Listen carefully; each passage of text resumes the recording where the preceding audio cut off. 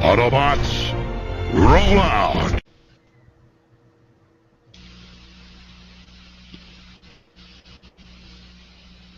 In a cold, faraway world, a battle is raging between evil and good.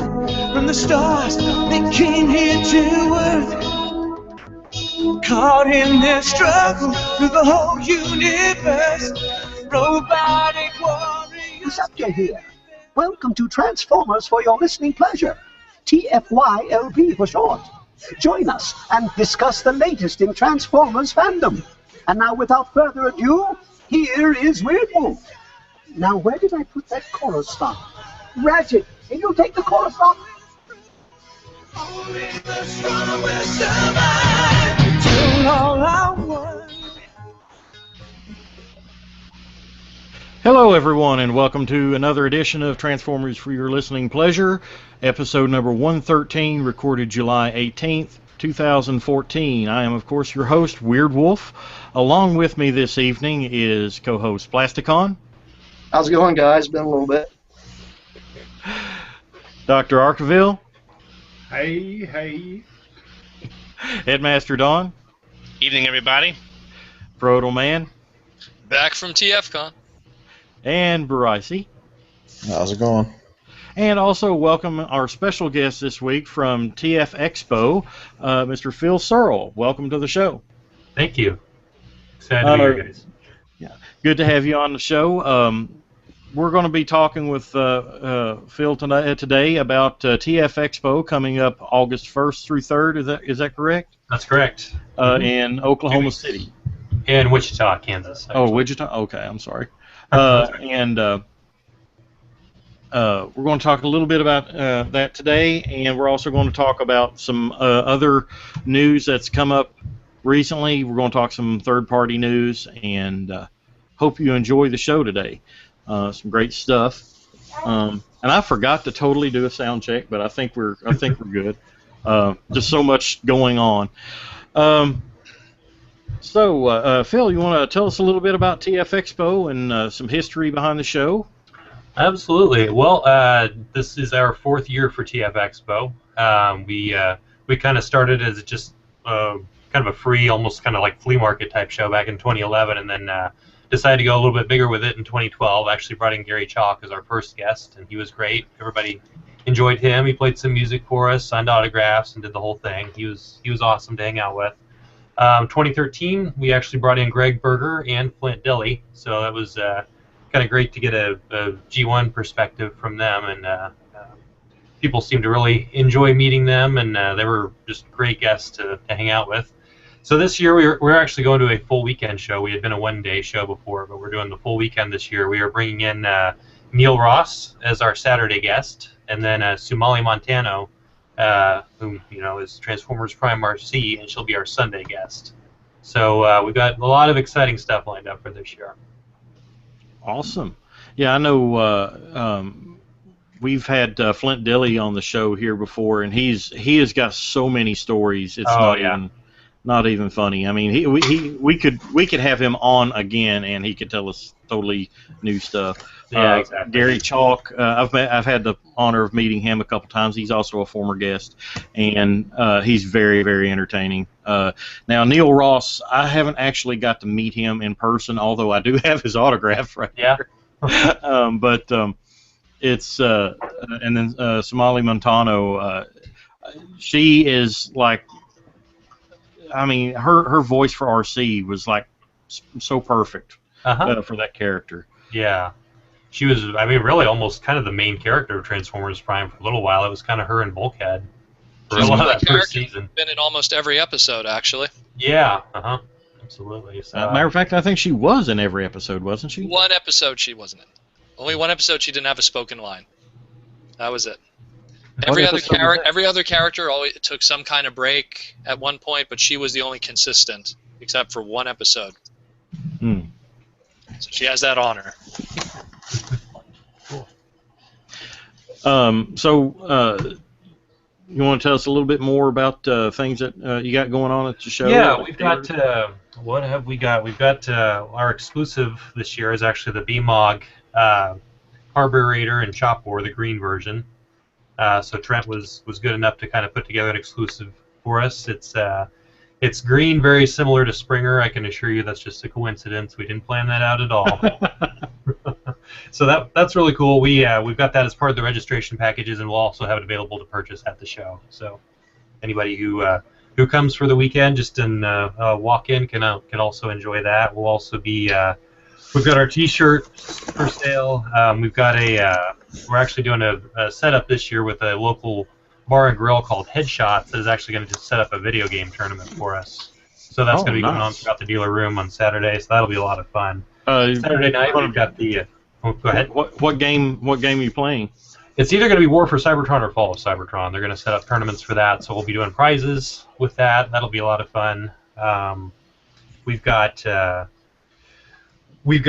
the script reading and Saturday night dinner, so that'll be a lot of fun too. We've got Neil will be, of course, Springer and Slag for the script that we chose. It actually did a fan submitted script contest and had a lady send us a really cool script that we're going to perform, and so it's going to be Neil and Sumali performing their characters, and then we're going to actually audition fans at the show to kind of fill out the rest of the voice cast. We're going to be auditioning for Starscream, auditioning for Blur, who else? Chromie is in it.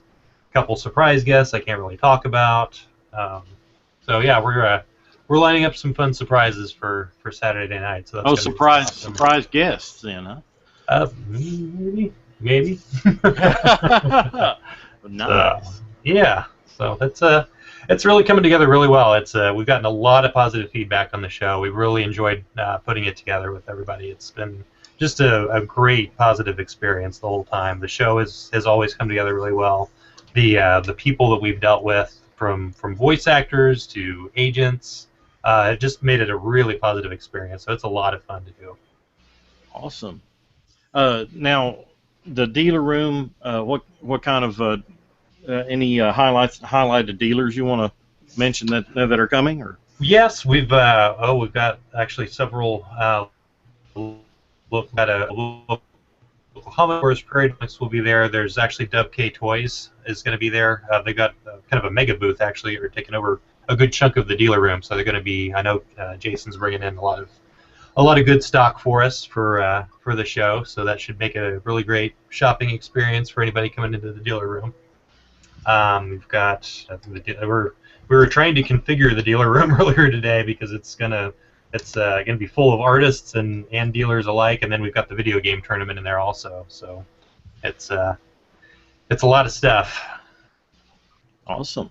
Now, what about the location and the time? Location. It will start on Friday, August 1st. We are gonna do the dealer room opening at 4 o'clock, I believe, and it's gonna be like an evening preview type of thing. It's actually, I think it opens at 4 o'clock for pre-registrants and then 5 o'clock for general admission.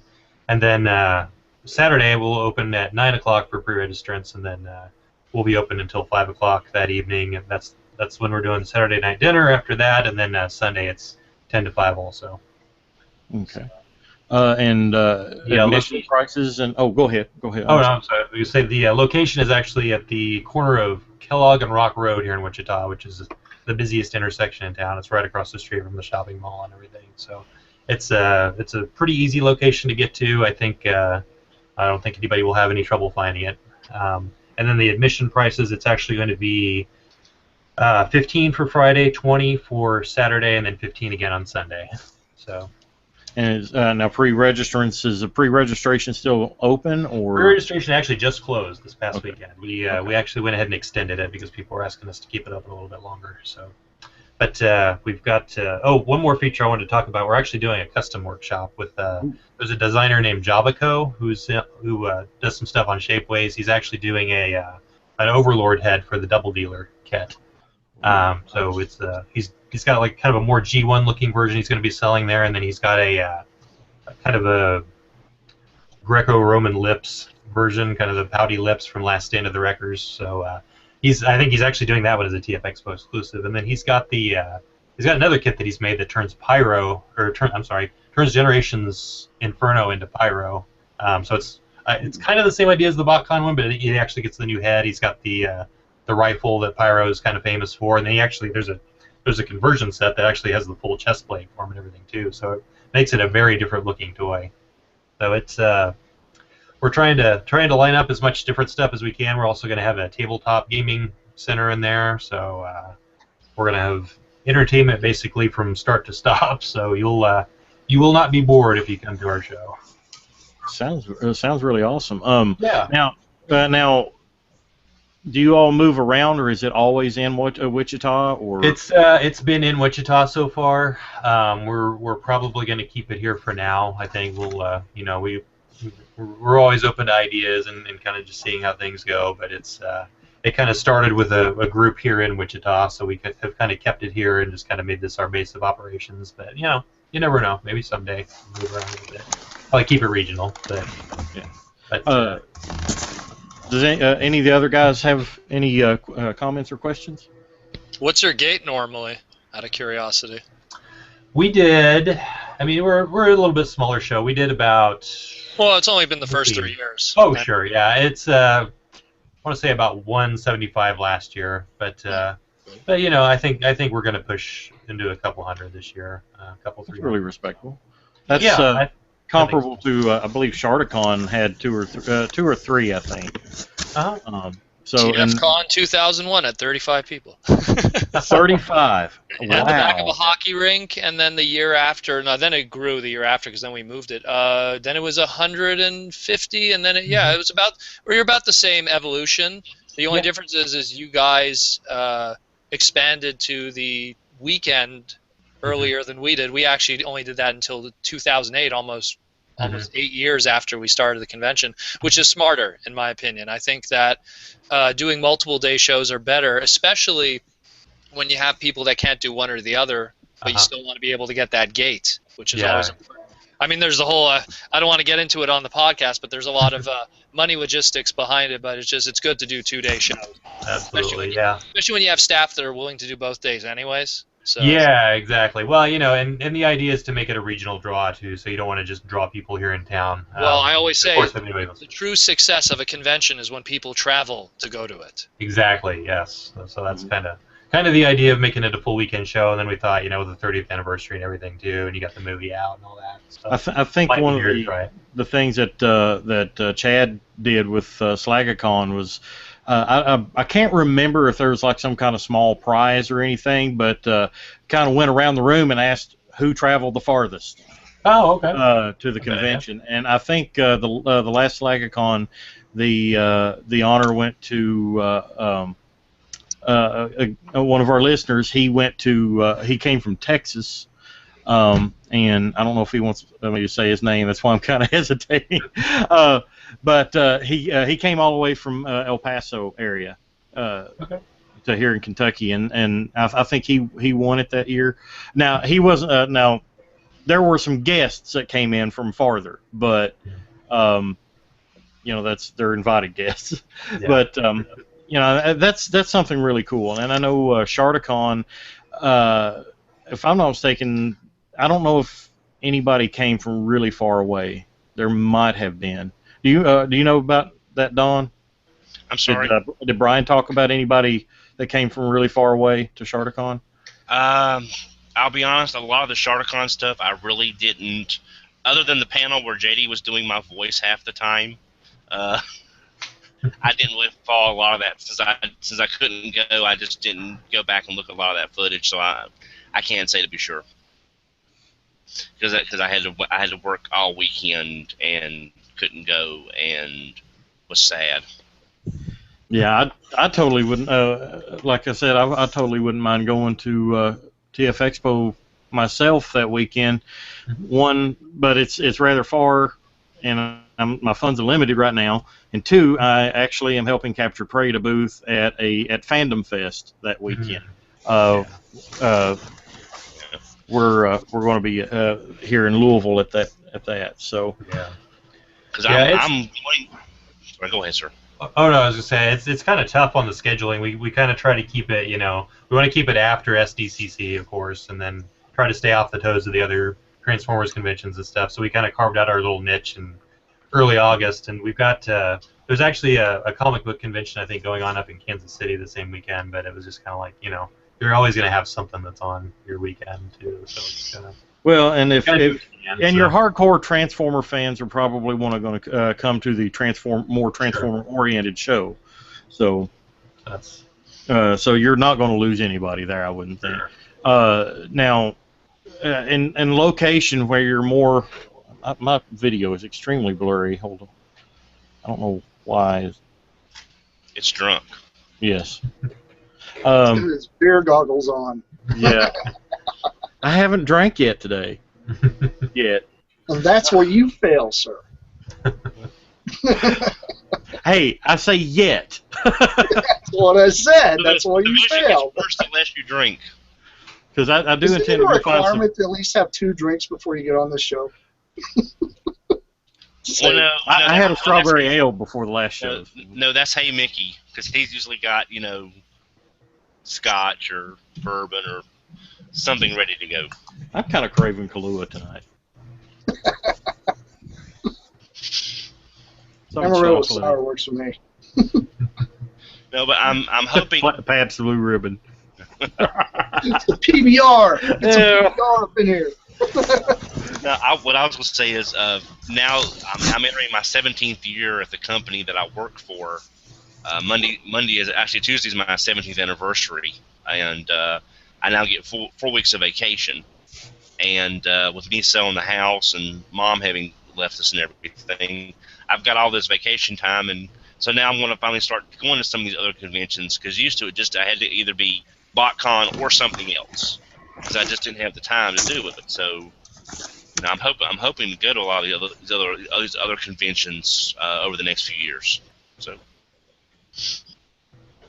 I'm just hoping, because I just got done putting up a resume and everything for a local film gig, and hopefully I'm going to be able to get a hold of some of those to start funding my traveling expenses, because I plan on going to about every convention I can, and do kind of like what DeAngelis does, but I'm more of a filmmaker, so that's going to be more of the focus I'm going to have is on that and press.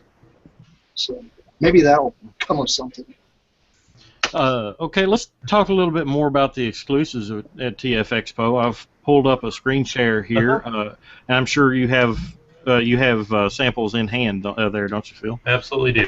A carburetor. Yep, right here. So, yeah, I guess if you're not familiar with the BMOG concept, it's created by Trent Troop, and he's kind of a longtime fixture in the fan community. But they are basically they're robotic beasts. They don't exactly transform on their own. What they do is they actually split apart into weapons that the bigger figures can use. So I mean, it's all using the 5mm peg system, so it's all compatible with most of the Transformers stuff. But because I remember I was talking to Cypher and Trent Troop and at BotCon, and that's what they wanted to make sure was He-Man toys. Can't build those as weapons. I mean, the number of toys that can use these as weapons is limitless. Oh yeah, absolutely. He's got a whole list of it on the website with the different figures that I'll work with and everything. But yeah, I mean, there's ones that I had never even thought of that use the same, basic size. And yeah, like you were talking about, even like the He-Man classics use that size for their fist grip, basically, so that you can use the BMOG toys with them. And it's fun because it's all original characters, and it's kind of their own intellectual property, and nothing against the other third-party stuff. Yeah. Now the one you were showing there was Chop-Or. Yeah, I had Waspinator holding up Chop-Or here, but yeah, that's the one that splits into an axe, and then it's got the little double-barrel pistol with it that is the Manta Ray's head, and then it turns into a gun, and then the bearer is kind of my favorite of the two, just because he has so many different parts. But you can take off and even that different alpha millimeter. So the bearer becomes base fit something and hold the weapon or do the Voltron thing or whatever. Yeah. And then go ahead. You've got the hammer is kind of fun that it splits apart into. It's just kind of a whacking hammer. It's not too not too useful for larger figures, but it's kind of fun for the smaller ones. And then you've got the little double missile thing that's kind of fun to attach like to the wrist or whatever. And then you get 4 guns out of the deal. You get the 2 bigger ones and then the 2 kind of smaller missile launcher things. So it's just fun. Plus, it's just kind of a fun thing to customize with. So. Yeah. Plus, if you get 2 of the arsenals, you can make your own robot with 2 yeah, of the different sets, which is Trent's got a picture on the website where he's got the 2 arsenal sets built into a bipedal bear, so you can kind of make a robot out of it. I'd be tempted to get 5 of the bears, each one in a different color, and see if I could do like a bear version of Voltron. Yeah. Well, like I said, the arsenal head, even though it's not, I don't think it's really intended to be. It's kind of got that aesthetic a little bit. I mean, you can kind of see that influence there. But the combined intent was from a line that was done by Hasbro back in the day called oh God, what was it called? They're not Bionics, Robotics. Yeah. And there actually is a build where I think you use 2 of that. Well, in this case, it's called Carburetor. Mm-hmm. You use 2 carburetors and 2 whatever the manta ray is called there, Chopper. It does make the main good guy from Robotics if you build it. Okay. There's we had Wasn't them that at the weird T-Rex looking thing? Yeah, kind of a fusion of many things. I can't remember the name of it. My son's got a crap ton of stuff at TFCon, and there starts with an A. I know that. There was the different builds that they had, and it's pretty interesting. It's cool that you guys got a unique color scheme. Yeah, it was kind of fun. We just talked to Trent about it, and he was very accommodating and was excited to do it. Trent actually lives in Tulsa, so he's actually going to come up and do a BMOG product panel for us for TF-Expo. So my question is, with the BMOG thing, is he planning on doing like more weapons to become figures? Because I remember seeing a lot of prototype images on his Kickstarter he put up. Are those already in progress or prototype stage now? I don't know how far he is with those. I don't know if I would be qualified to comment on that. I know at the TFCon he showed. His next 2, which is Feather Blight and Chainsaw Splatterpuss. I only know the names of these because these were in the third-party panel. That's Wave 2. Those are already past the prototype stages, and that is going to be, I believe he told me, October. And then after that, he's going to be doing the Prehistoric Dino 3-pack, which is a Megadon, maybe you Dino guys could help me out here. It's the one that has like the saw blade for a back, but it's not a Stegosaurus. A Spinosaurus? Spinosaurus, I guess, sure. It was done in a Transformer turned into one from Neo. Metrodon. Metrodon, okay. Yeah, Metrodon, yeah. So they're going to do a Dino 3-pack of that, which is very similar to that Manta Ray, where it's very simplistic 2-piece weapon system. And then their Wave 4, which is the one I was excited about, is they're kind of putting that animal thing aside for a second, and they're doing a homage to Nintendo's Rob the Robot. And each individual piece will come apart to make individual pieces of a Nintendo system. So Rob's main body will be a Nintendo deck. The head will turn into goggles. The arms will be Nintendo zappers. The treads that will move them forward will be chainsaws. Really interesting stuff. They're very talented guys. A lot of interesting stuff they have planned in the future. Very awesome. I mean, it kind of appeals to that whole building toy aesthetic that's kind of popular right now. I mean, it's a parts former kind of thing, and Transformers in the past have had that kind of play style. I mean, God Bomber from Master Force, and even going way back to even Starscream. That's how the Seeker Jets were back in the day. They were part formers. So I mean, people are already familiar with that kind of play style. What's good about it, and like you mentioned before, I believe there's 50 different toy companies and toy lines that exist that are compatible with them. And also the pegs work with Minicon pegs, so they're really good for just all kinds of different play values and play sets. Yeah, absolutely. It goes all the way back to G1, like the Target Masters and everything use that system, so it's pretty versatile thing, and you can have a lot of fun with it. I think I've sat down with these guys several times and never built the same thing twice. It's just kind of fun to kind of take them and mix and match and see what figures they look good with. And of course, he's got them available in enough different colors that you can kind of match them to a lot of different toys. Yeah. Now go ahead, Don. No, I was going to ask. Hopefully, you'll sell out of all of your exclusives, obviously, because it being convention exclusives. But if you have any left, will they be available after the show? Yes, we are actually going to put them on the website if there's any left. So Now, that is our plan. Now, how much are they going to be selling for at the show? Or they are 25 retail, so we're going to do them tax included for 27. That's what we're going to do at the booth. So. Very good. That's the plan. I want a set that's plaid. That just basically just like a bag of Skittles was painted on them, and those are my G2 B-Mogs. Yeah, there you go. No, you need some neon pink ones with some teal splattered on them. Yeah. Maybe a little pink splashes. Wait a minute, that would be.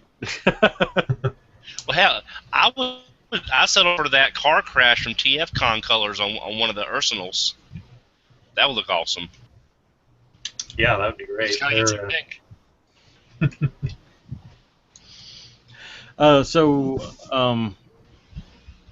I had a question, and it was there. No, it's not. Yes, and that's the pitfalls of live broadcasting. I'm sorry, I didn't mean to do that. No, you didn't. Your Astro train of fault. My Astro train, yeah, it transformed into a train and rolled away. Or a Segway off the cliff. Yeah. Just like the creator of Segway. Oh, bad joke. Bad. Too soon. Yeah. Too soon. Not soon enough. There is no Dana only tool. Well, I hope the convention is a big success, and I hope you do sell out of all of your exclusive colors, because I got a feeling once people get like a set in hand, it's gonna be like mini cons. They're going to want every color of these figures. Yeah, I think so too. And then fortunately, Trent is actually going to be at the show, and he's gonna have his B-Mog booth there, so he'll actually be able to buy, I think, at least the retail colorways. I don't know if he's selling the exclusive ones from other shows or not. Purple, yellow, and I believe gray. Yeah. Yeah. He had them at BotCon too when he was Yeah. selling. So. Yeah. I've been wanting to get my hands on some B-Mogs just to mess with them a little bit, but I haven't had an opportunity to. But I do believe I am going to TFCon in Chicago. I am supposed to be a dealer helper at that show, so hopefully I'll be able to pick up some there. Any other questions or comments before we move on? Okay. Phil, anything else you want to tell us before we close out? On TF-Expo, just Yes.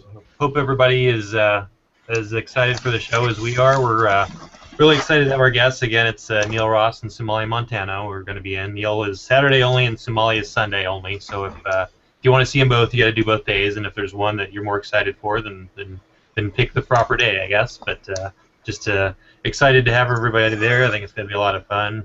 We're kind of getting ready for it and not really sleeping or anything, but we can do that when the show's over. So we're excited to see everybody there. Still try to catch up from TFCon. I hear that. Speaking of TFCon, nice little segue there. Dan, you got any post TFCon quips and stories for us that you might want to talk about? Oh wow!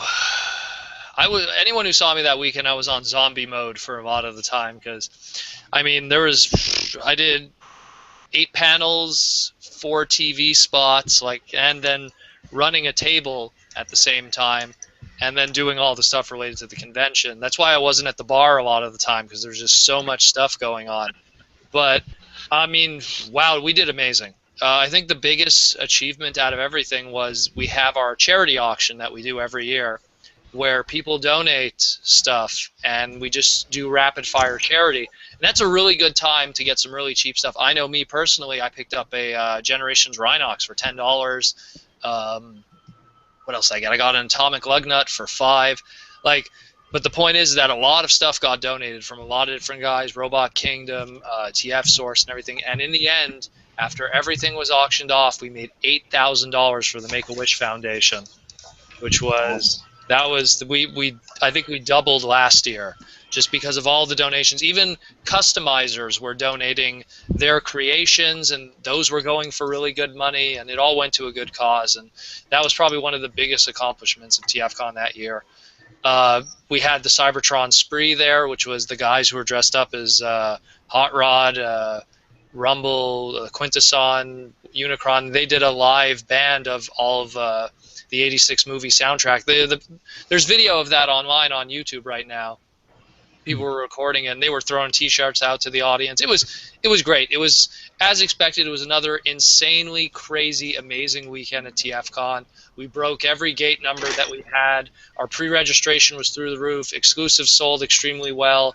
We had 5 exclusives this year, plus the not official exclusives that were sold individually at tables, like the G2 breakdown and everything like that. So it was just really, really a good turnout. It was a great show. Great guest turnout. It was a shame Sue Blue couldn't make it because she broke her leg. Yes, I saw that news. That was really unfortunate. With her crazy story. Anyone who saw that video that she put up. But what was great was we then got her via Skype video at the Q&A, so she still was there in theory, still to answer questions and everything. So we still made the extra effort to have her with Gary and Greg Berger. Aaron Archer was incredible. Aaron Archer, let's put it this way, I don't want to say it's official, but he had such a good time at TFCon that he more or less says he wants to do Chicago. Like it's not 100% confirmed, but he pretty much said, I want to do Chicago, because he had such a good time, because he can't really do Hasbro-related conventions anymore. So for him to have that kind of outlet where he could still connect with the Transformer fans but not have that emblem. Well, I'm sure he's still a fan, too. So. He is. He's a big fan. He's a big fan. And again, he loves... Like, it was funny because I asked him to draw Rodimus, and what he did was instead he drew specifically the Rodimus that he worked on, which was Energon. He still has a love and a passion for all the stuff that he created. That was his era, was the Unicron trilogy and going into the first couple of movies. That was his era of engineering and design and head of IP and everything. And he had a great time at the show. And it was incredible because there was at one point I looked in the bar and he was literally surrounded by 15 guys, and it was and again, I don't want to sound like a bum, but it's the kind of guys that really you kind of get a little tired answering the same questions from every time. But he ate it up. He was just having a great time and everything. He was just having an absolutely great time answering all the questions, and he gave us a little history lesson of all the stuff that he's did in the past. He's responsible for a lot of the Batman stuff we know from the 90s. So just what a great weekend. What a great weekend. A lot of great guests, great people, everything of that matter. It was amazing. Tasty food. And the food. Well, the food sold so well that they actually ran out of nachos at the bar. They actually ran out of a whole bunch. That's the first time that's ever happened, because we actually forced the hotels. We made a deal with them. We're like, if you could sell the food at cost price for everyone, instead of ripping people off with the markup that any bar would have for food, if you could sell it at cost price, we guarantee that your drink sales will increase. And what a surprise. Someone buys nachos at a cheap price, they're going to buy booze with it. They might buy you got to wash them down. Yeah, exactly. So they ended up making so much money. They ended up selling out of food, and that was the first time that's ever happened for them. So it was incredible. The bar was nuts. We actually got complaints from people because the bar was so crazy and so busy for food and everything that some people had to wait 25 minutes to get served. It was just so busy. Whatever. Again, super success, and anyone that was there, I don't even have to say it. Those beer-swilling, nacho-eating Transformer nerds. You just... Oh, man. Well, there wasn't nachos anymore. They started to have to make the nachos, but on French fries. They just ran out of Oh, material. the nachos. Third-party nachos. Yeah, Third-party nachos. But anyone, Hey, there's an idea for next year. There you go. Third-party nachos. Well, that's if you think about it, though, I mean, if they had such a success this year, you guarantee it next year they're going to do it. It'll be a no-brainer, and they'll be more of course. prepared for it then. You know what? And that's one thing. That's the advice I could give to TF-Expo is there is no mistakes. You just learn from them. You know, like there's things in the past that we've learned from too. And again, we were fortunate to be 11 years old now. I mean, we're older than Fun Pub, and Fun Pub hasn't learned their mistakes yet. But I mean, it's one of those things that at this point, there's always an evolution. You know what I mean? Just like an animal, it trips, it scrapes its knee, it then learns how to get armor on that knee, and it's the same thing. Like the things you're going to learn through that progression will help you make a better convention, and always be smart with your money. That's what I always say, because there's been a lot of guys that have come and go. There's a lot of guys that have come and go, and that's because they didn't know how to organize their money, and that's the most important thing. Just remember, it's an evolution revolution. Oh, yeah. But it's not Beast Machines, trust me, because that didn't go well. And I apologize. I was not having a seizure. I was having a Massey attack, so I apologize for... I'm having a Bart attack right now because he's, like, down here at my legs, and he's, like... He's so damn cute. Massey was trying to bite me and scratch me at the same time. So I apologize for any... Like any cat. Now he's... Well, it's like I said, you know... Massey's the world's most homicidal kitty cat since 2013. And he's well known. He's well known against across numerous podcasts. Well, heck, people at BotCon were saying, "Hey, you're the guy with the cat that attacks on screen." I said, "That's me. Massey's better known than I am." You should bring your cat with you next time. Yeah, like I want to tempt fate. Give him like little Ravage missiles. Get a picture of him taken and get him on your T-shirt and some tears with blood on him. Just have a steps cat that you put on your shoulder and carry around with you, and they'll be like, "Oh, you're the guy." You know, Make sure it has bloody claws. I survived Massey 2004. Yeah.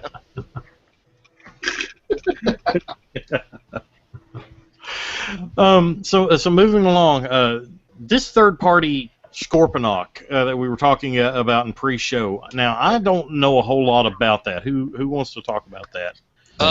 Huge. I saw that thing in person. Bryce, probably the same thing. Anybody have a screen share of it?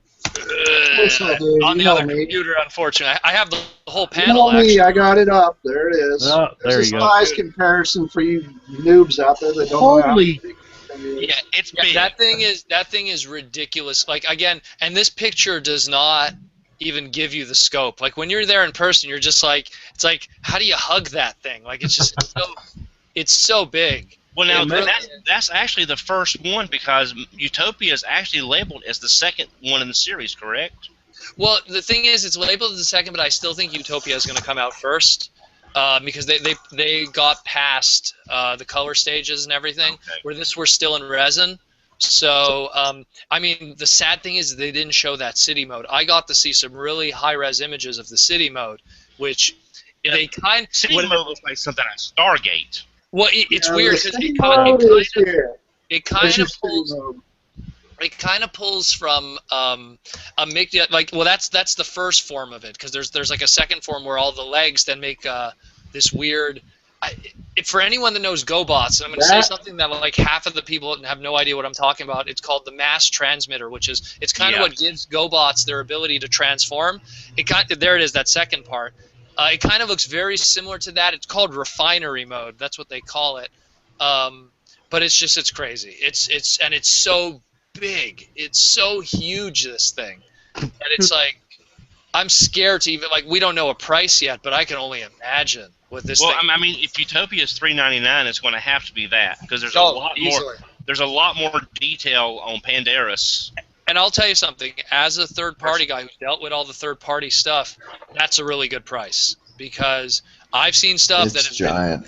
yeah, I've seen stuff that's been $300 that wasn't like that. You know, that is really. I mean, if people were paying $300 for their SDCC Metroplex on eBay and they were gladly paying that, then they could easily pay for this the same thing. Yeah. Well, I guess that kind of gives you a scope right there. That's how Utopia and Pandaris is actually going to, you know, match up to each other.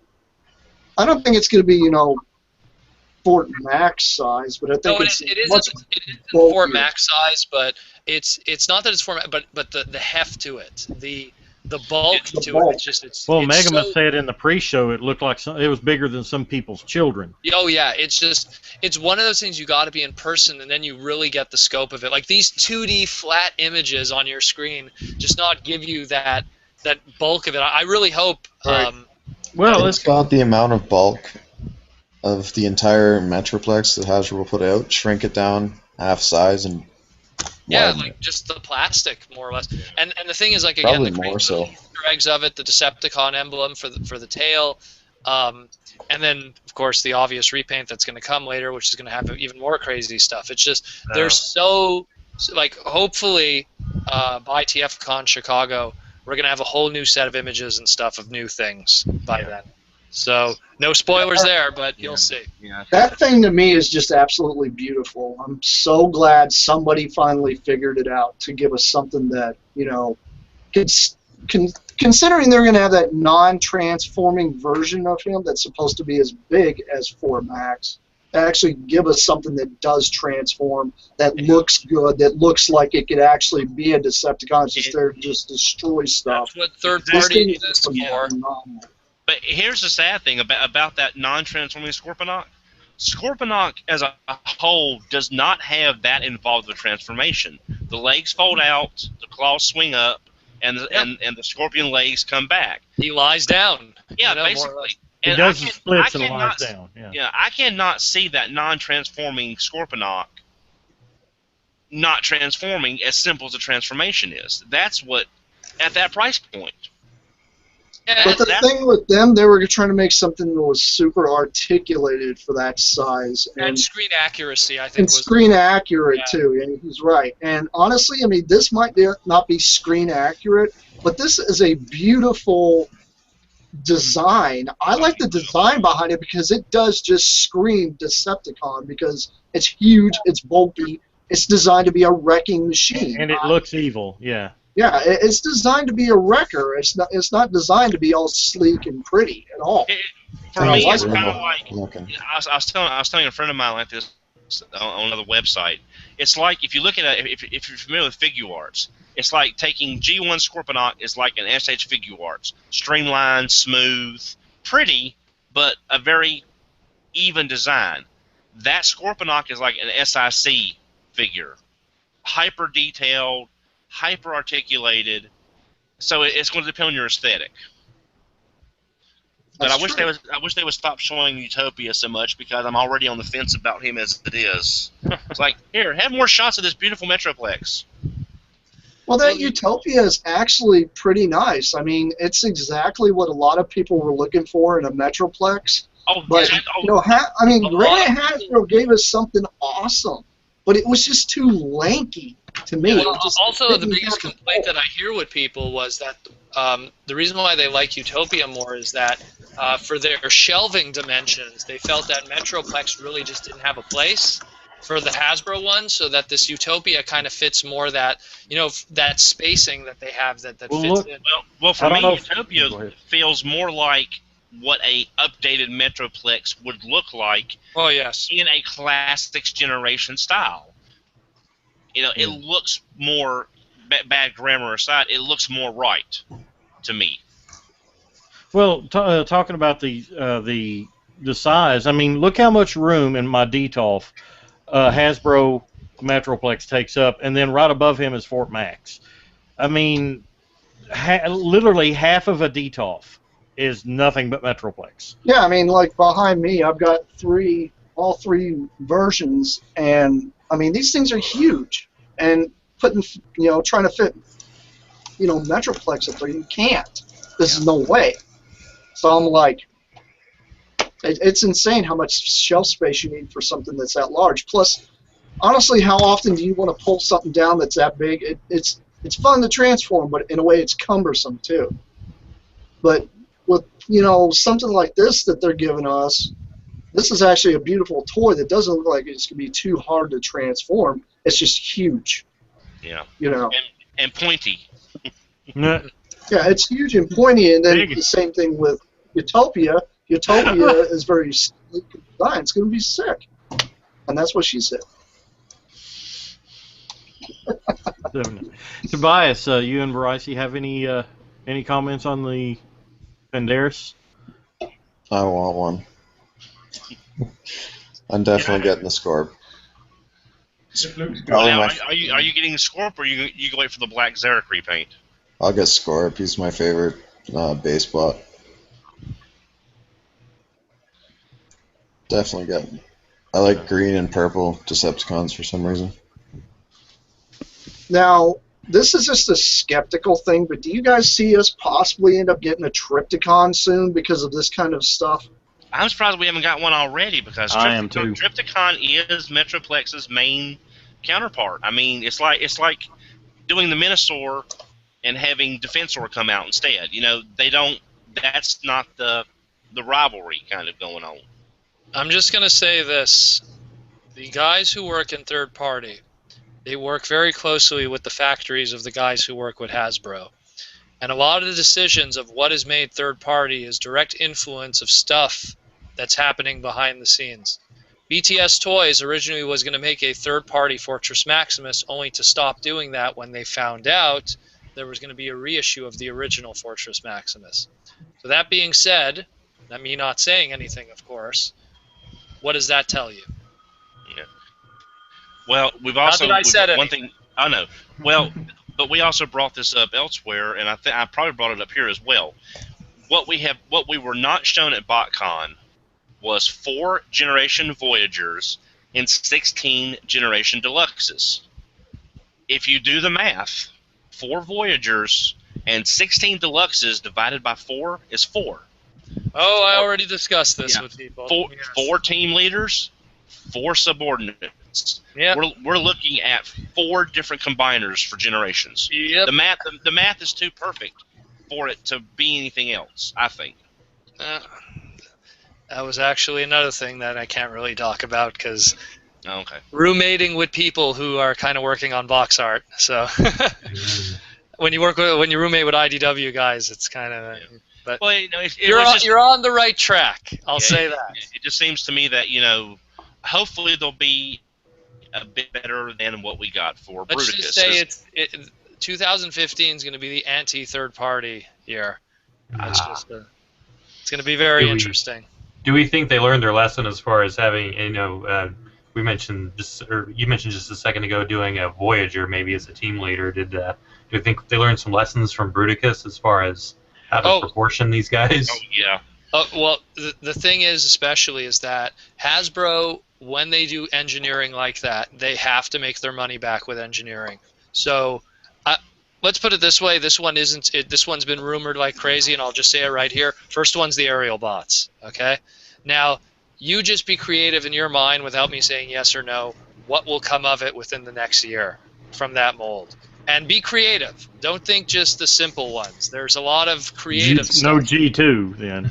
Well, no, that's the obvious. Come on! Now, as successful as the G2 Bruticus was for Amazon, from what I understand, that could have set a precedence for having more G2 exclusives going through Amazon. BTS had their own run of it also with the fancy box. Yeah. Well, this is my thing. When they came out with that new mold that they're making that Armada Megatron and the G1-ish looking Megatron, it'd be stupid for them to not release it in green and purple camo. And exactly.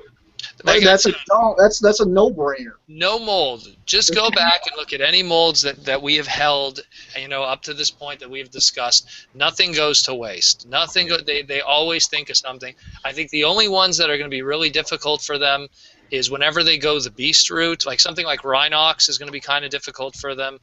But I mean, they at least make a little bit of money back when they do their Takara Tommy kind of repaints, which are just always little paint application differences here and there.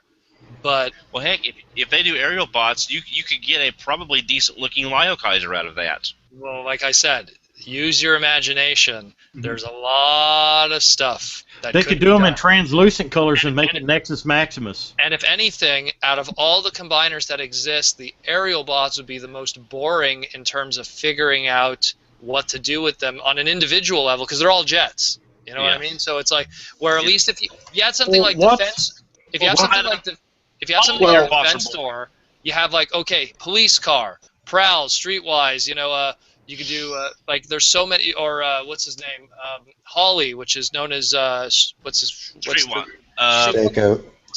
you know. Like there's Then so they many do a you do from that, and then you go to like night beat out of it, or a ghost shooter. Well, yeah, you could go night beat, ghost shooter, or sirens. It's right away because of the differences in something like Defensor or the Technobots or Bruticus. There's so many different characters that you could pull from those individual. But the thing with the aerial bots, because they're jets, and they're all jets, and a 747 or whatever. But I mean, the aesthetic will obviously change. Then you have to really be creative, because it's all the same shtick, you know. So you got to really let the gears turn for a second. What would stop if they're Scramble City? What would be stop them from mixing up? Oh, that's different what the members. That's what the future will be. That's what the future will be for sure. What that future will be, I don't even know. Combiners has always been a big seller. I mean, everybody that's collected Transformers throughout the years has always liked the combiners over everything, because you have so many things you can do with them. And going to what Weird Wolf said, and going to what sorry, my name escapes me. Donald says, the thing is, what they were saying with Lyokaiser and Scramble City concept, you take jets from the aerial bots, you take a brawl mold from a Bruticus, and then you take like a dune buggy kind of thing, or even just use the Streetwise mold and kind of get a similar thing. You could do a Lyokaiser just by mixing and matching pieces and being a little creative. That's kind of the beauty with what, and they're going for that kind of Scramble City concept. That way they could get the most mileage out of every one of those molds, because that has always been the fear. For the longest time, Power Core Combiner was like, this is the only way we could do combiners. This is the only way we could cost effectively do combiners. And it didn't work for them. They didn't do well. A lot of people didn't like it. There was a lot of complaints, and then they shipped it overseas, and they had the Transformers United Power Core Combiners that were expensive as hell.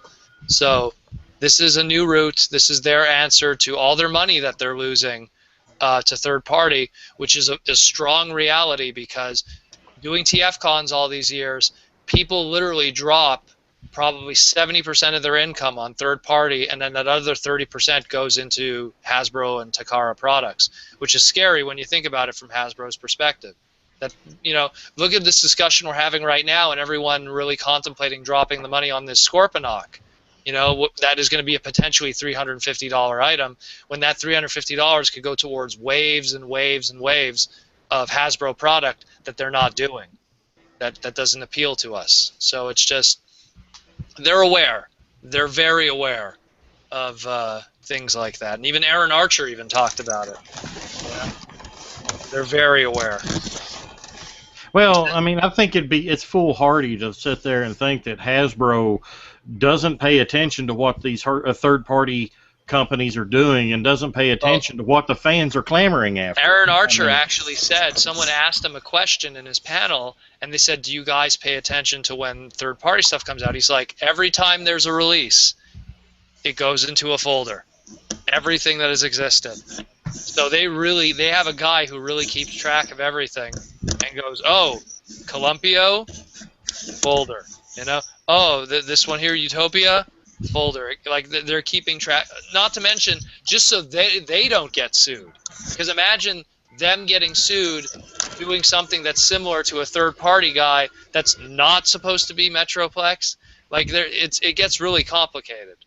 Yeah, I think the running joke is, iGear suing Takara for using their mods on the Seeker mold to make it better.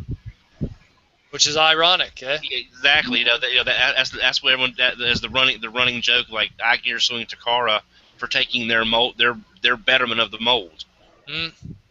They Well, didn't. They didn't do that, did they? Did I miss? They were the first ones to do it before they made the new Seeker Jet mold, which I believe was with Thundercracker. Yeah. Starscream. Yeah. That's right. Yeah, Starscream. MP11 was the first one. Yeah, and then Thundercracker, we got it. Yeah. Yeah. And the funny thing is, you mentioned power core combiners being a total loss to Hasbro. Third party stepped up and saved. Oh yeah.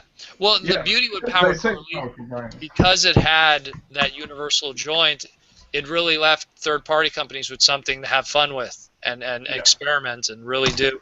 Which is interesting that it's the same way.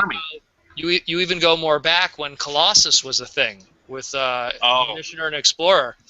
Yep. You know, when even then they looked at that Scramble City kind of system that existed for the Energon line, which spilled over into everything else, and how they took advantage of that too when they had their I believe it was called Causality. Yeah. I could be wrong.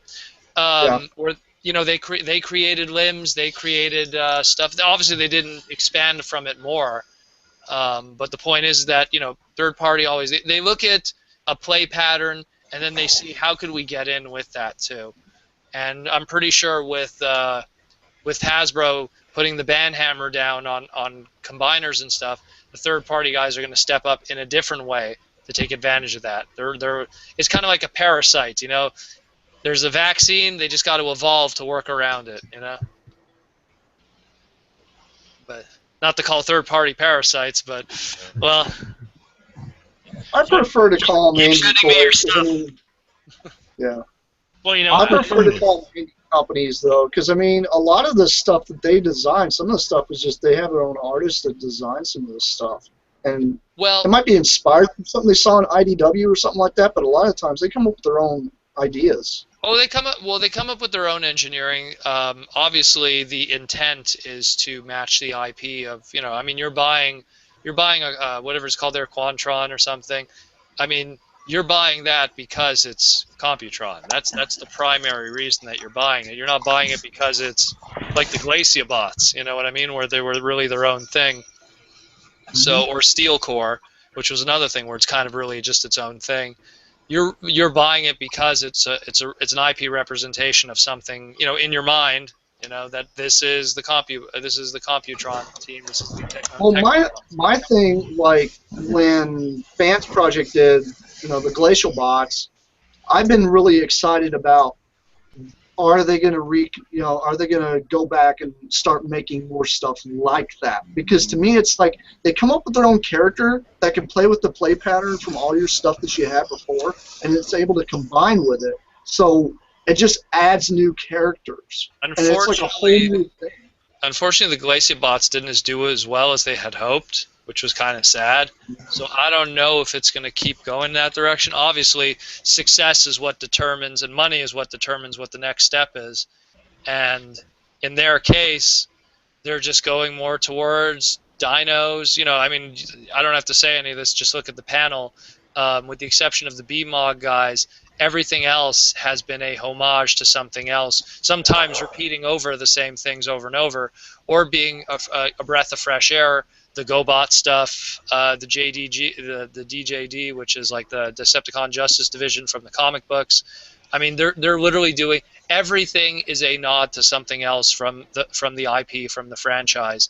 It's totally, very little of it is original stuff. Unfortunately, it's the reality, but that's where the money is. People get more excited. I was standing right in front of that panel, and people got really excited when stuff like Yokeitron or Banzaitron or Bludgeon, or if it was a JDD thing, or if it was a Tailgate.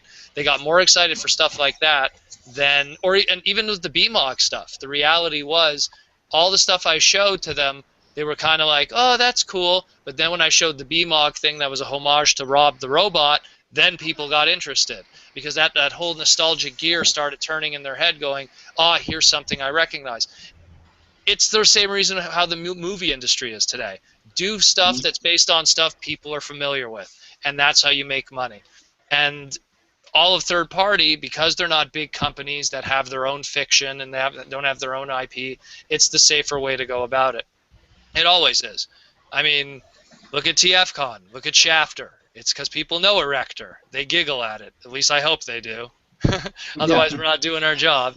But the point is that, you know, people, they go with that. They don't go with original IP all the time. They usually go with stuff that's a homage. It's the safer bet.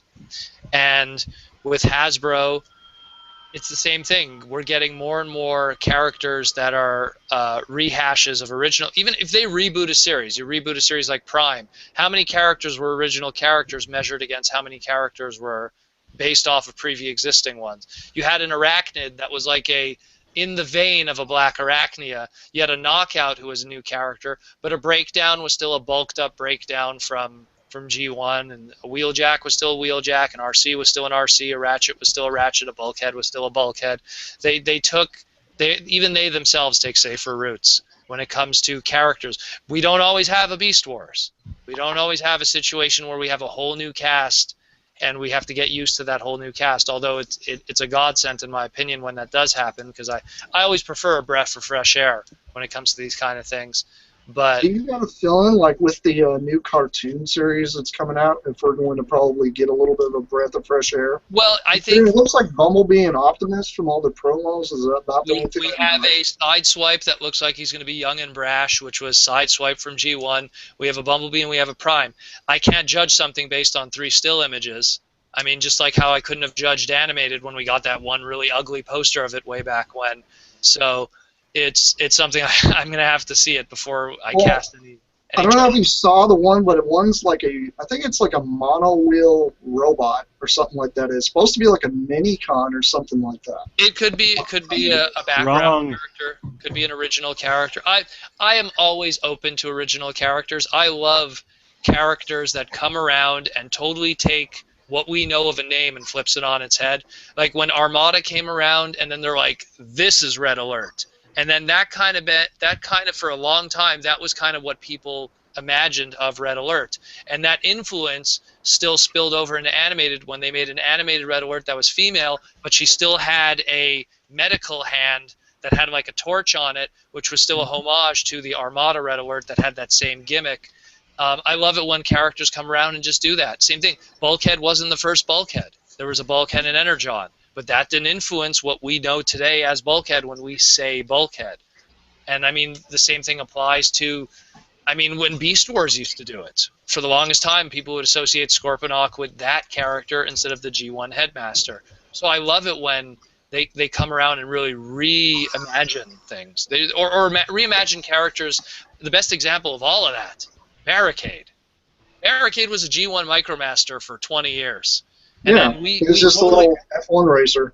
And then we totally just took that name and put it on its head and changed everything that we think of. Now, when you cannot make a Barricade toy without being an evil police car, you know, like where the idea of it even being a Decepticon Formula 1 Micromaster that was like blue, pink, and yellow doesn't exist anymore. It doesn't, and that's what I hope for the future of the brand, especially, is just more reinvention, not more of the same. That's one thing I actually liked. That was probably the one thing I liked about Age of Extinction was original characters. There wasn't a lot of them, and of course they weren't even given that much characters because Stinger was so well developed, you know. But the point is that I always appreciate that, though. New IP, new characters, just do something with them, though. You know. Well, let's be honest. For Barricade, it was the Two Punish and Enslave that everybody loved. Yeah. Well, it was a lot of things. It was, I mean, if anyone played the video games, especially the DS ones, where he was voiced by Keith David, the voice of Goliath from Gargoyles, really fleshed out that character, because the game came out first before the 2007 movie.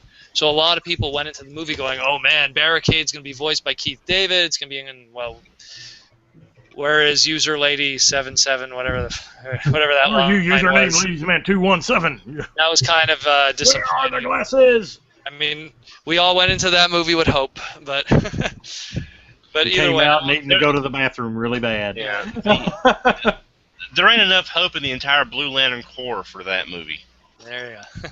I ain't no saint. I'm just glad that, you know, with the new one that came out, to me it's like a fresh reboot. Because that's kind of how I felt about it when I watched it. A lot of people were very hard on that movie. I thought it was good because it's what it's what the franchise needed. It needed a reboot, and that's exactly what they did. They just built off of what we knew. I don't want to get into a movie discussion, but the franchise had 4 reboots up to that point, and it couldn't get momentum. It just needed a stupid Hollywood movie to bring in the casuals to make money. I mean, who cared about Iron Man until about 5-6 years ago? You know, who cared about Thor until about 5-6 years ago? Who cared about Loki until 5-6 years ago? You know, so that's a whole other discussion, and I don't want to get into that. That's a whole other. And someone's got to do a special edition for just that. Yeah. But yeah. Well, talking about how, going back to what we were talking about earlier, talking about how Hasbro notices things that the third parties are doing, I think it's very evident if, like the 2015 line, if it is very combiner heavy, I think, and Headmaster and Headmasters and everything, what's the main third party stuff that we're getting right now? Headmasters and combiners. Hasbro is seeing that, and it's like, okay, the fans are really wanting this stuff. Maybe we should give our give them official versions of some of these characters. And what I'm hoping is then that's going to make the third party guys go, okay, they're doing that now. Let's go give everyone Pretenders. Let's go give it. Like, I'm hoping, because the one thing I hate about third party is I always feel they're in this circle, and they keep doing 84, 85. It's like, how many Predakings are there? How many, like, you know, I feel like they're all fighting each other to do the same 84, 85, 86 characters, and no one is going outside of that. You know, where that's why I jumped for Glee. I mean, not just because I'm a Headmaster fan, but that's why I jumped for Glee whenever they did announce that first Headmaster in Code. You know, it's like, oh my God, they're actually going to do Headmasters. Well, and then they did Weird Wolf, and I'm in heaven. Yeah. Well, they need to go outside of that. I'm really, you know, like, I've always said this. I said this with Derek Wyatt. I once had this discussion with him, and I'm like, it blows my mind, these amazing engineers these guys are. They're amazing, these guys. They're incredible. And they put so much time and effort into engineering, tooling, CAD process, CG mock-ups, all that thing. Hundreds of pieces these things are made out of. Hundreds of frickin' pieces, you know? And for a product that's like $60 of a niche market of Transformers. Now, niche in the sense it's still very popular, but the third-party market is still a niche market, where imagine if they tackled other IPs, because they're so obsessed with Transformers. But imagine if they did Cops, right? And they tackled all the female characters that have never been done. Mainframe, Mirage, Nightshade, or another example, if they did G.I. Joe, and they attacked all the G.I. Joe characters that never got toys, like the Rocky Balboa and all of that, which some people are going, well, Rocky was in G.I. Joe. Yes, he was. Mm-hmm. Like, it's just... He was.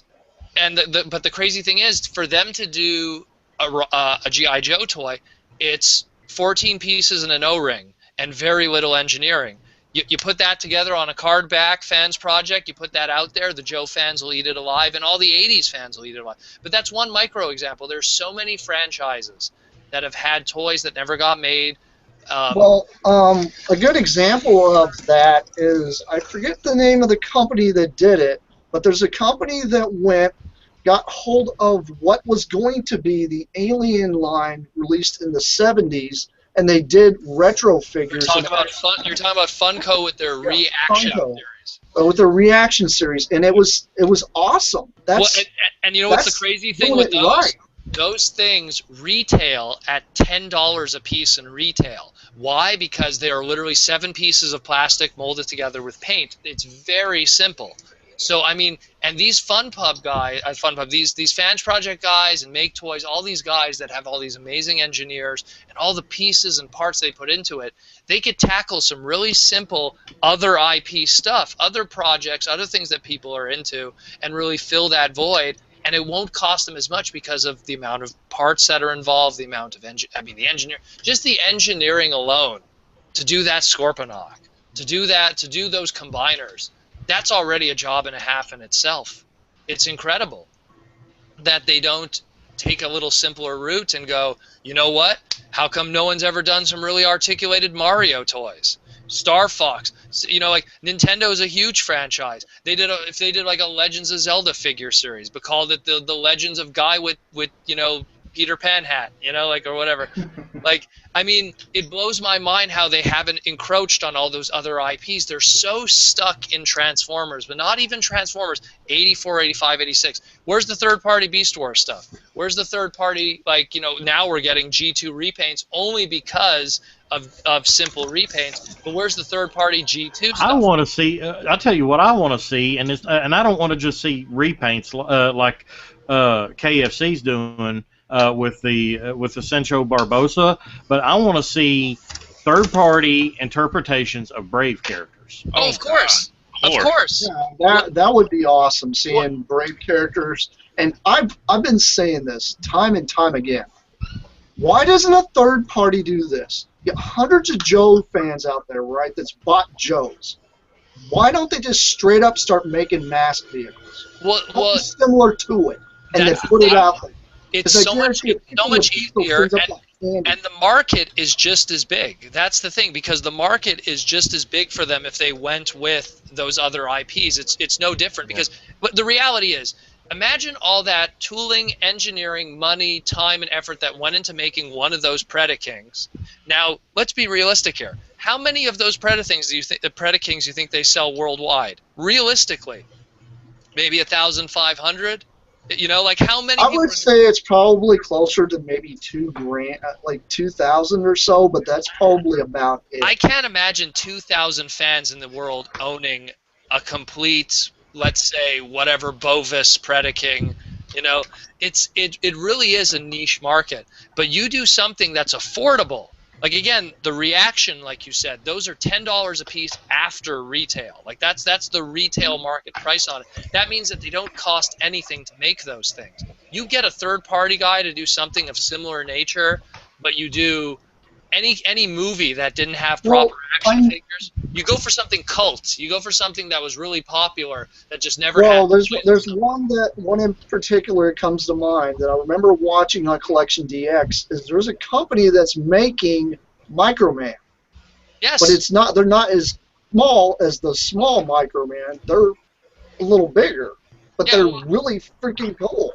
Well, yeah, I saw that one too, and that's I forget what that company's name is. They're doing the Microman homage stuff, but yeah, but that's what I'm saying. Like, out of all the third-party stuff that was revealed at TFCon, the only things that really caught my attention were the things that weren't the same obvious. We had GoBot stuff, the Crasher, and the repaint of Psykill Salama. That interests me. They did a homage, Fans Project's doing a homage build of Dia Battles. There was an old Diaclon toy called Dia Battles that split into 3 vehicles. They're doing a homage of that in their Fan Project Core division. So I was like, oh, that's interesting. And the only other thing that interested me was they were doing a Yokai-tron. That was Atomic Robots. They're doing a Yokai-tron. And I'm like, wow, an animated one. So it's just, like, that's why I love the Super Mario ones, because it's just, let's do something that's outside of that bubble. Let's do something out, because we're so stuck there. And the truth is, it's bad for the third-party guys because. Go ahead. Go ahead. Well, one of the toy companies that I think it's actually not talking. I believe we lost him. Yeah. Well, that won't be the first time today. I think that's like what, 3 times he's went off. No, what I was going to say 20. Also, the third-party guys, what they got to do too, and this is something that I see firsthand, just doing conventions as dealers, is that the fans are growing. They're getting older, and now kids who are watching Armada are in their 20s. They're the ones with the money now. And if you keep putting money into stuff that doesn't interest them, G1 is not as interesting to them. It's iconic, but it's not as interesting to them as the stuff that they grew up on. They're going to have to sooner or later start doing third-party stuff that focuses on that market and appeals to that market. One of the toys I was about to say for disconnect, Glyos. Mm-hmm. Glyos is like crazy right now because they have so many other, like the guys that invented the Glyos thing has literally let that branch out to other independent companies, and they're making stuff that's Glyos compatible. And he invented Glyos. They're making money hand and fist over this stuff, off this stuff, because you have an entire combining toy that has such a crazy play pattern now because you have so many different types. And And Glyos that's, to me, was one of that's those very things that was interesting. invented to appeal to previous existing brands. Glyos, they were homaging Crystar, Legend of Crystar, which was an old 80s toy line. They were homaging Battle Beast stuff. Like, they were doing stuff. They did RoboForce just recently. Yeah, I know that. RoboForce. There's another one. Like, again, they do that because it's like, they're one of the smart third-party guys because it's smaller, it's simpler, there's less engineering, but there is fandoms for it. And these fandoms are just as passionate as Transformer fans. But the thing is, because there's less engineering involved, it's more of an easy entry level. It's not as expensive. It's very hard to tell a guy who's just getting into Transformers, hey, look at this $500 Predaking you could get. You know, that's not even official Hasbro product. They'll scratch their head and go, what? But it's a lot easier to tell people, buy this $10 Glyos and then see if you like it. You used to like RoboForce as a kid. You know, it's one of those things that's a lot easier. And that's why I question why the other third-party guys haven't gone this direction yet. it's nuts. I think they're the bubble's going to burst. I think that the market is going to hit a wall at some point, if anything. Well, I mean, it is because you got so many different companies out there even doing, like, you know, not Lego, not Mega Bloks, but you got all different companies now that make stuff that's compatible with that play pattern. Although Lego's never dropped their price point, and a lot of people say, oh, Lego's too expensive. They have never dropped their price point. Well, there's a reason behind that. It's because their toys are manufactured in Denmark, and so there's no... Right, so they've never had to change their price point. Even when we were kids, Lego Castle cost $100. Guess what? Still costs $100. A Lego Castle. So, Anyway. but I mean, it's the simple fact that the play patterns, though, with all the just even building toys alone has gone crazy. Now, one set and one toy I really wish that somebody would tackle was the building blasters. I don't know if you guys remember Kenner's building blasters, but you had those buildings you build, and you hit like a pneumatic thing or a plank, and it would cause the building just to completely explode or crumble down. It'd be really cool for somebody in a third-party world to create something like that, but make it so that way it actually has like a play pattern that will actually combine with other toys like your G.I. Joes, or have it scaled with something so it works better. That's a toy line that I know a lot of people completely have forgotten about. But it was a good toy line. It was strong. Anything else, boys? We'll be live. Well, I don't personally have anything. Does Tobias, you have anything? No, I was just listening. I think it's a very interesting talk about this third party, and I think the mask is a wonderful idea for the third party companies. Oh yeah. Yeah, I would love some new mask stuff. Yeah, I love mask. I've actually mentioned on several of my BotCon surveys to give us some Transformers colored like mask vehicles and maybe a alternative version of mask. I talked to the Hasbro reps at several different BotCons and asked them to pass along that. So I'm surprised that they haven't brought back Mask since Mask was a Kenner brand, and They have the They did the G.I. Joe Matt Tracker. They did the Matt Tracker. Matt They have the right. Tracker. They could. They just don't. That's all. I'm just wondering if they're afraid it would split. It would split the buyers. If it's too close to Transformers in their worldview, it'd be splitting the buyers between both lines. Alliance. It's two human alliance. That's why they don't want to do it, because it's way too close to that play pattern. well, if you don't have robot forms for the vehicles, Then what would be the appeal to kids? You understand? The reality is you can't make it a collector market. You have to make it a child market, and the collector market is secondary. So Well, one of the things I thought was, like, if they wanted to make something like, say, Rhino, have it, an Optimus Prime that's painted like Rhino, but you make it a headmaster so it at least has, like, some kind of play pack. So that way you can take the but little guy off. now you just made an Optimus Prime toy that had to have the engineering to have a headmaster. What are they repainting into that 3 more times to make their money back? That you have to think from right away from the beginning. Nemesis Prime, Ultra Nemesis Magnus. Prime, you can do a God Gen line, but you can do a God Gen line, and you can also do a Fire Guts. Yeah, but fire guts in the American market, you have to. But there's a lot more to that. It's not that simple to just throw stuff out there. That's why there's been so many lines that have come and gone within this Transformer sublines, like the Cap bots, music label. There was a lot of stuff that they thought, oh, here's a great idea. The mouses, which turned into Triptychon and Grimlock. It's like a laptop that turned into Blaster. Yeah, the Disney label stuff. There was a lot of stuff that they thought, oh, here's an idea, here's that, here's this. But if they can't make the engineering costs back, it dies. It dies in the water.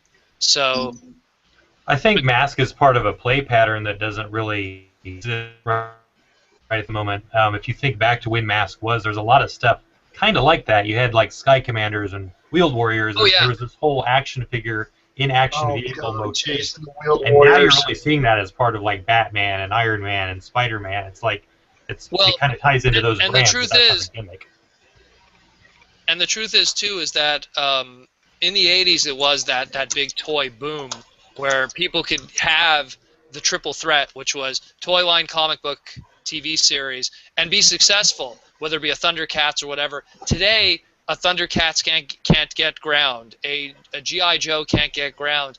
And Aaron Archer at his panel, one person asked him a great question. I just remember this now. Someone asked him, where do you see the toy collecting industry being 20 years from now? And he said it's going to be a 100% collector market, and kids won't be into it anymore. That more kids today, the first thing they play with is an iPad before they play with a toy. I have an 8-year-old downstairs that doesn't give a damn about toys. Yep, exactly. That's the reality.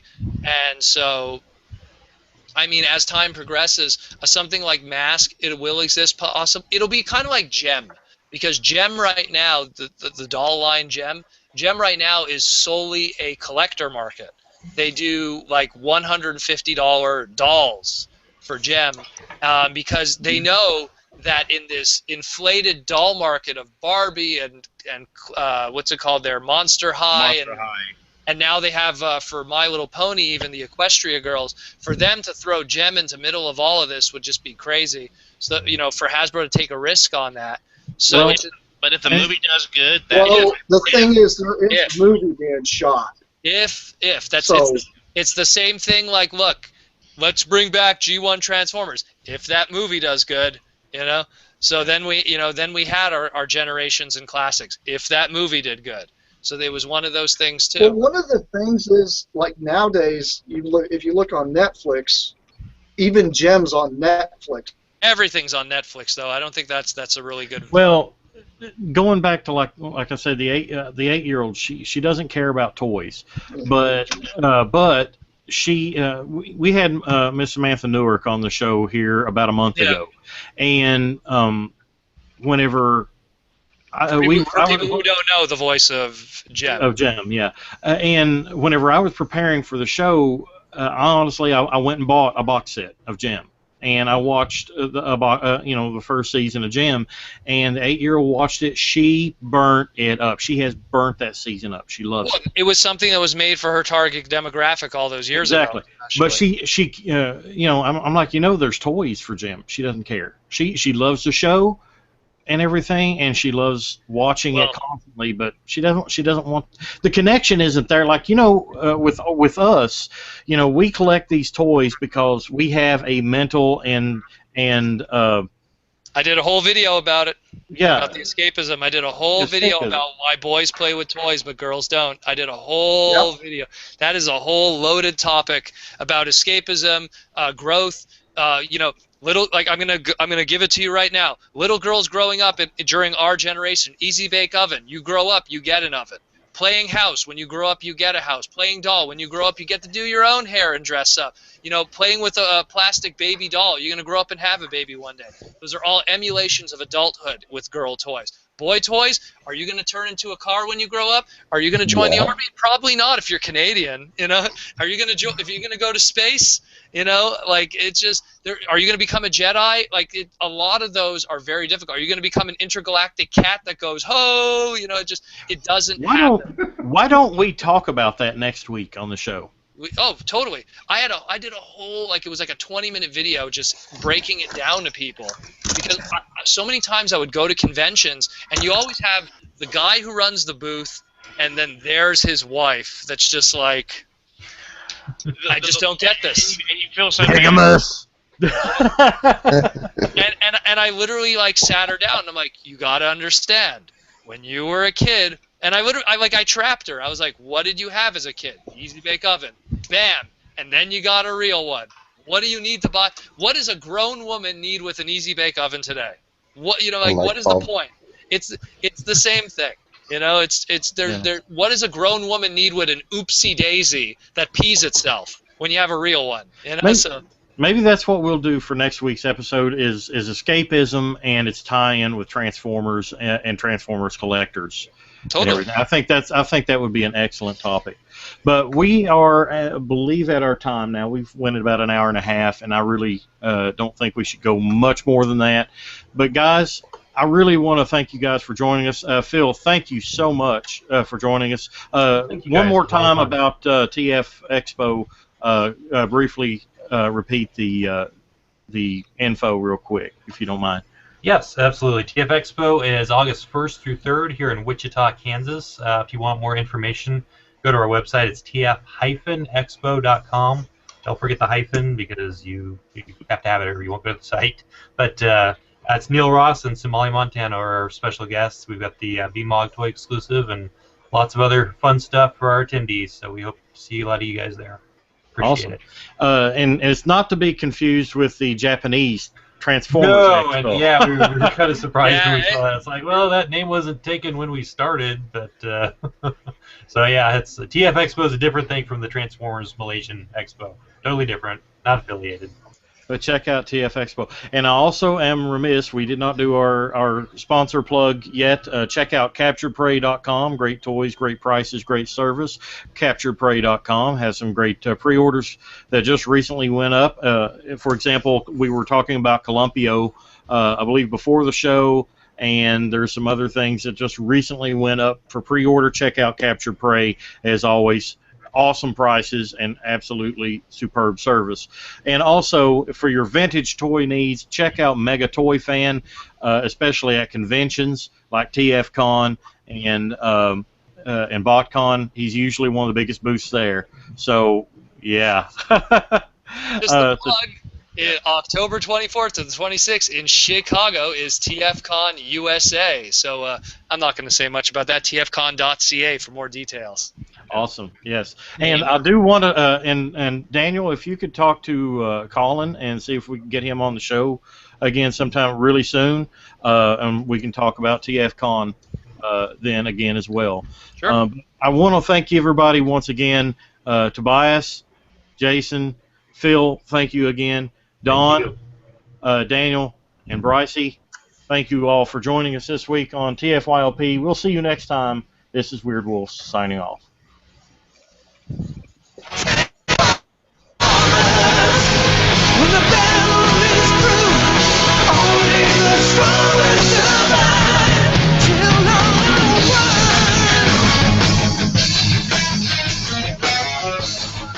This has been Transformers for your listening pleasure, a presentation of tftalk.net.